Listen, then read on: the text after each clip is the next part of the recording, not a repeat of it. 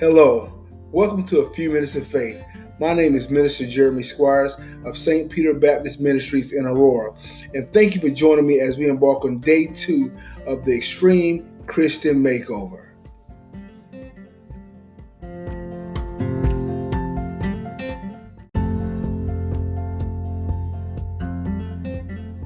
As we embark on day 2 of the Extreme Christian Makeover, we look at the mind.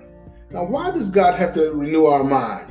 Why does He have to make over our mind, you may ask? Simply because the mind we had before Christ was a carnal mind, and it led to our spiritual death.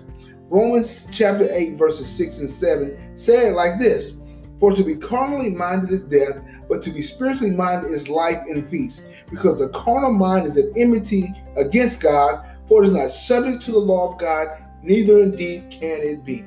Listen, the mind we had before salvation could not be subject to the law and will of God. No matter how many scriptures you read, no matter how much mom and dad prayed, no matter how long and you spent in church, when you had not submitted your life to Christ, that mind was not subject to God. That's why you could make a commitment, but go back and do the same thing again, because you had not committed your mind and heart to the Lord. So our mind has to be made over so we can be who Christ has us to be. Listen, Proverbs 23 and 7 says it this way: For as a man thinketh in his heart, so is he. See, God has to change your thinking, because now that we're walking in victory, now that we're saved, we have to have the mind of Christ to understand who we are. So I know that I'm victorious.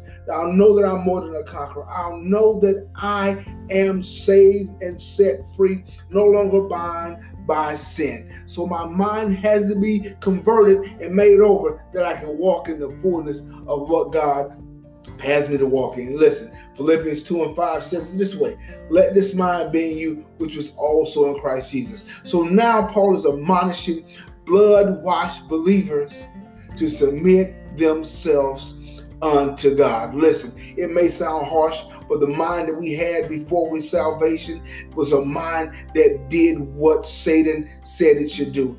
Our mind was totally submitted to Satan, and whatever he said jump, we jump. Whatever he said do, we did. Now, we like to think that we were in control. We like to think that we were the ones saying, I'm going to give someone a piece of my mind. I'm going to get that person straight. I'm going to have vengeance. I'm going to cut this person off. But those are all acts of Satan, because they're opposite of what Christ requires us to do. So that mind had to be renewed. We had to give up the mind of Satan and take on the mind of Christ. He has to make over our mind because our thinking is wrong.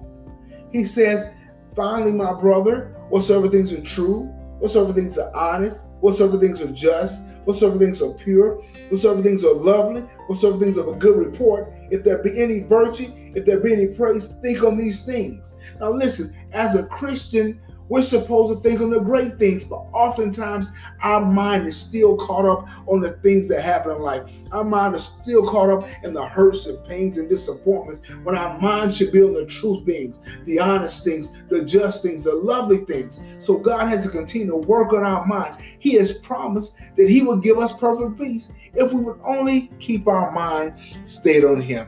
Listen, the mind of Christ is a beautiful mind, because with the mind of Christ, we can walk in total victory.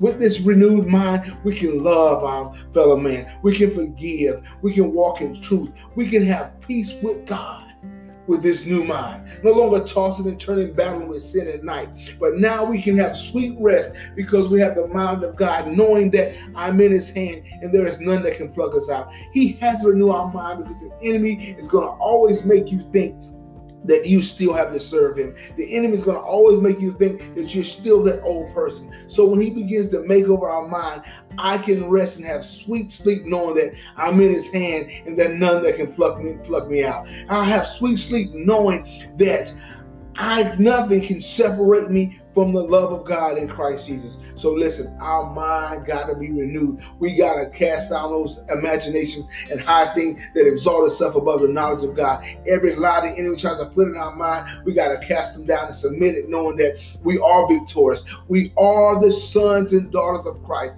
We have the spirit of sonship that we cry, Abba, Father. That's why our mind has to be renewed so we can be rooted and grounded in the truth about who we are now. That we were sinners, we were lost, but now we're saved. And without that mind being renewed, we'll still think like that old man, full of wickedness and lust and wretchedness. But we now are the righteousness of God in Christ Jesus. So the mind has to be worked on. The mind has to be worked on. So no matter what the enemy makes me see in the mirror, I know in my spirit that a makeover has taken place in my heart, a makeover has taken in my mind, and I am the son and daughter of God. So I thank you for joining me for a few minutes of faith. And today, as you go forth, know that you have a renewed mind. You have the mind of Christ, and whatever stands in front of you, you can conquer it. Have a great day.